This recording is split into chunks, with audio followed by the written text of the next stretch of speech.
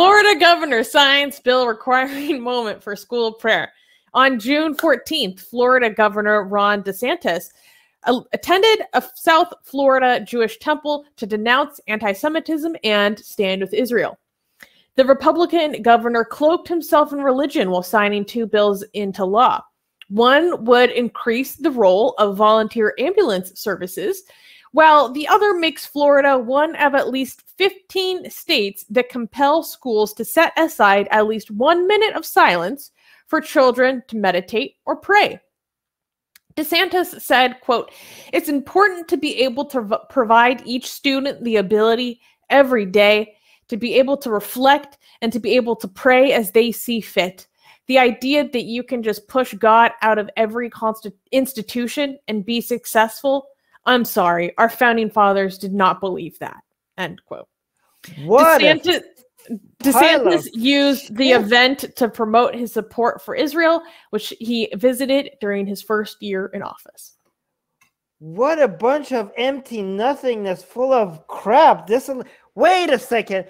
Did students not have moments that they could pray before? Like, did they not have like free time? Were they like constantly, like every single, like if they wanted to within their free time to go in the corner or in the cafeteria or somewhere in the class, if they wanted to sit privately and just have a moment of prayer, would the teachers or the principals chase them down with stick or like, no, you need to be studying, you can't pray here? Like, what like the students need a moment to pray? Like, did they not have that in schools? They're just saying we're not. People are like missing the point. They're like, what everybody was stopping was you forcing the entire class or entire school to be subjected to your religion. Nobody was stopping the students to pray at any time they want. Nobody was stopping them. What was being objected to is that you can't have a moment of prayer based on like Christianity or any other religion that every non-Christian student has to be exposed to because you're forcing it on them. Nobody's taking prayer away from your student. You have plenty of time and many places in every goddamn school to go do your prayer at any time you want. You can even raise your hand in the middle of a class to be excused because you have emergency prayer that needed to be done. You can be like, sorry, teacher, I need to pray. I need to go out and pray. Can I go pray? You could be excused. Go do your prayer. Nobody's stopping any of you. What a bunch of crap. This is such bullshit. Rivka. Well, I think that your point about how you could at any moment think quietly to yourself a prayer. So they want to have it both ways. They want to say that it's not a forceful praying, that it's just like a meditation or a reflection. But in his signing of the law, he explicitly says that this is about God. And he's also saying that he wants to be able to make sure that he's controlling the thoughts of these students, because without this legislation, you can think whatever you want, whenever you want, wherever you want.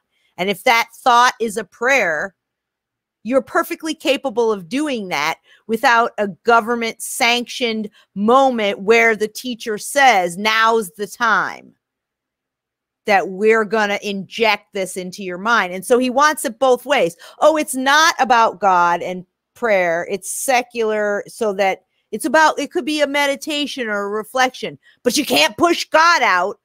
So he's admitting that that is the intention behind it.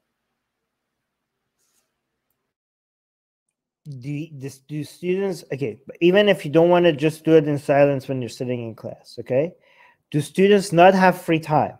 Are the classes back to back with no free time in between? Do you not get free time in schools? You get like 5 minutes between classes. But you don't even need free time. You can just tune out the teacher and pray if any moment and any that's time, not my anywhere. Point. No, but here's the thing. That's not my point. Some people are saying like, no, my prayer involves sitting on my knees, putting my hands like this. This is how I do prayer, okay? It's just sitting down and closing my eyes and thinking, that's not how I do prayer, okay? Well, back, like in my school, you get breaks between classes and you have lunch breaks. Okay? And here's the thing. you have time before the class. You could show up early. And you have to do you can't do your prayer at home. You have to do it at school. Show up early. Okay, you show up half an hour early. You have half an hour. If you want to turn your school into a church, show up. Like, pick any corner of the school. There's less students anyways. Nobody's going to interrupt you. You know, or you can't get up early at bed. Okay, there's not enough break. You want to spend your lunch break only eating lunch and doing nothing else, and the 5 minutes between classes are not enough time. Stay half an hour late. How about that? Okay, class is finished. Everything is done. You are insisting on praying on school property. Nobody's going to stop you. Just say half an hour extra after the whole classes are over. Pray in school. Just send me the reports if anybody stops you. I will fight for you. Send me the reports. Like, okay, all the class is over. I have enough time, and I'm on school property. I don't want to pray. Just sit in the hall, sit in the class, go in the cafeteria, pick any corner of your school, and pray. Tell me if anybody comes and stops you. Report it to Atheist Republic. Atheist Republic will come and fight on your behalf, okay, if somebody's stopping you from praying.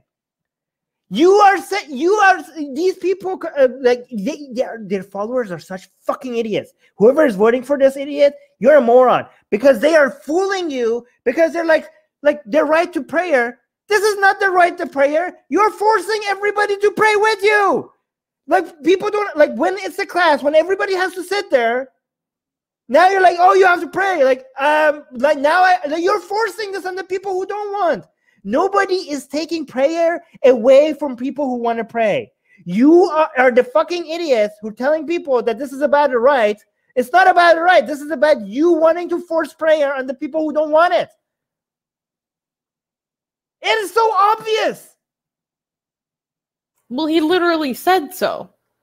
He's like, you can't, he's basically implying that you can't take God out of an institution and be successful.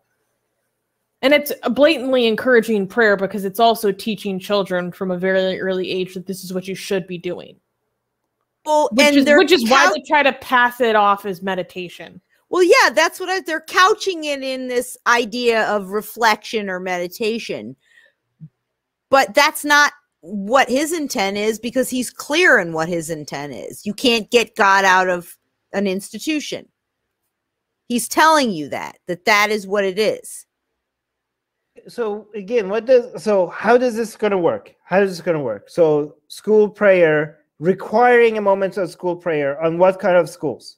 I can tell you how it's going to work, because we had it in a lot of my schools. Most of the time they did it in homeroom announcements. And if you're in elementary school, it might be your first class of the day or sometimes for your lunch. But when we had it, when I was in middle school and high school, and some schools that I was in, because we moved around a lot, they would just announce, whatever the morning announcements were. And then they'd say, please take a minute of silence. Now we pause for a minute of silence. That's how it worked in Catholic school. And that's now it. It's going to be there in public school. And that was it. And then, this is basically, guys, this is like a red line. And they're like, can we put our toe past this red line? It's just a toe. It's just a toe. And then once they get past it, they're just going to open it wide open and just going to step in. Okay.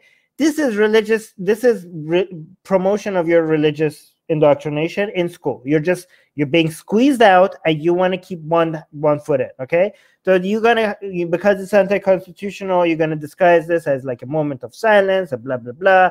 No, there's no need for this. There's absolutely no need for this. If there was only a moment, like, think about having a bill that we were like, oh, a moment of silence is necessary. Okay, well, make silence rooms in schools and let anybody who wants to go there, go there. Okay, why are you forcing this on everybody? This is you, like the students who are not religious, being exposed to everybody else praying to their, sky daddy next to them. You want to just show them who's the boss. That's what you're trying to expose them to what is normal. Like, look at you. You look at everybody around you. Are you not ashamed? Look at them praying to their sky daddy, to Yahweh or Jesus or Allah. You are the odd one out. You are the odd one out. That is the point of this law. You who are not praying, there's something wrong with you. Okay, look how you do not fit in. And because you're kids, you want to become normal. You want to look like everyone else. You want to compare yourself to everybody around you and notice that there's something wrong with you and you're not fitting in. Okay, this is a moment of silence, but look how all these other people are spending their moment of silence. There's something wrong with you. There's something wrong. You're not normal. Anyway, Rivka. Armin, I think you hit on a big part of it too, because it's almost a reliance on the children to force other children into compliance or shame them into compliance, because kids are mean and kids, you know, want to do what the other kids, or they want to single out the kids who aren't. I mean, it happened to my daughter, you know, that some girls at lunch said, you know, whoever loves Jesus, raise your hand. And she just sat there and they said, you're not allowed to sit with us. You don't. And she's crying because all of a sudden, all these kids have decided, you know, and it was the kids doing it. And so, but the prayer kind of also puts that, you know, in the atmosphere, in the kids. That's actually a very good point, Rivka. Even if it's not bullying, it's just basically the school deciding that, okay, the law, the Constitution doesn't let us become missionaries at school. Let's turn your friends into missionaries against you, right? Like, that's basically, they're like weaponizing other students against the. And that's usually how it goes, because we've had instances like that before. I used to babysit this, was a nanny for this family, and I used to have to pick their kids up at school. And there was a young girl who was being bullied by another girl at school who kept saying, you're going to go to hell. Her parents were pagan. They were witches. You're going to go to hell. Your parents are evil.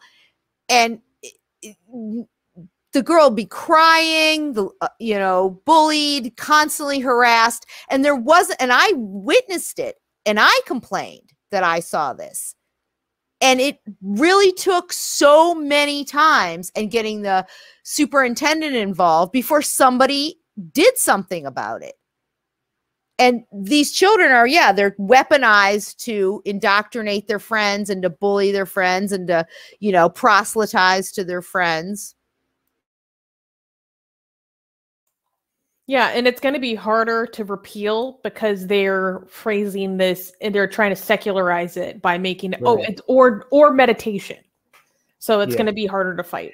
What's so interesting is there's so many schools that won't let yoga in because it talks about meditation, and that's anti-Christian. Promoting Hinduism. Right. And now they want to promote their Christianity under the guise of meditation, which a lot of schools have outlawed because it's not Christian enough. How about we have the Satanic Church in Florida? I'm assuming it's pretty active across the United States. Yeah. So we need the Satanic Temple, okay, to get active. Start a campaign in Florida where there's I don't know what kind of prayers are allowed. I need some teenage Satanic Temple members in Florida to start praying to Satan during your moment of silence. So we have to fight fire with fire. You edgy teenage Satanists out there, this is your time. This is your moment. Like every moment of prayer, the students have to realize that there's always 4 or 5 kids that are gonna put on a black hoodie and with a pentagon and everything and do a symbol, I don't know, something, and start praying. And everybody who objected, this is the law now. This is the law. Okay, you have to accept. I get to do this every morning. But the prayer, it has to be to yourself, though. That's how they get around this too. It's you can't say it out loud. No. Again, that's what I'm saying. You don't say anything, but you bring white chalk and you draw the a 5-pointed star on your desk and make a circle around it. You put on a black hoodie and I don't know. You start making it very clear that this is a satanic prayer, even though if you're being completely quiet about it. Yeah, I think that would be. Let's just make that cool. So I want them to regret this. Satanic Temple, come on, do something with this. I want this to backfire. This needs to backfire. Okay. Yes, exactly. This is your moment. Yes, you can't get more edgy than this. I need a 17-year-old kid who's going through losing their faith in a difficult family, who's just going through their angry atheist moment, to seize upon this and help out every child in Florida, okay? This is your time. You know what? And actually, when you're doing it, look into the eyes of the kids who are doing a Christian prayer. Like look into the eyes while you're doing your own chants. Make it You're seem just like in it's the a corner curse. like this. Yes. Oh, exactly. Go like this and put it in your hoodie. Do the, what is the 5-pointed star called? Pentagram. The pentagram, right, with the circle. Okay. Go draw the pentagram, do the star, look at the ones that are just like, make sure you're looking at them, okay? And go like this. And they make them wish that the moment of prayer was not a thing. They make wait, is that a threat? No, actually that could be dangerous. Yeah, do not intimidate anybody. Just look at them in the eye. All right. Wait, if anybody thinks that's a threat, because they must believe in magic. Like do they actually believe that your religion is like a real thing? Like that would be an admission. Anyways. All right. Oh my God, are you kidding me? Like Christians definitely think that, like, well, yeah, not but all does it Christians, have like, legal standing? real Like demonology. Oh no, okay. Of course not. Can you go sue somebody for putting a curse on you? They put the devil on me. You have to put the devil on me. You have to prove damages. Imagine. Okay, cool. All right. That's fine. Hey guys, if you're a fan of blasphemy and sexy Callie, like me, then you need to be sure to subscribe to our newsletter, link in the description below. Because if you subscribe, we will send you a free copy of our Blasphemous Art ebook. And let me tell you, it is the tastiest blasphemy that you can find anywhere available today. And we are so generous with our blasphemy that we continue to send you more blasphemy every week. So make sure to subscribe, link in the description below.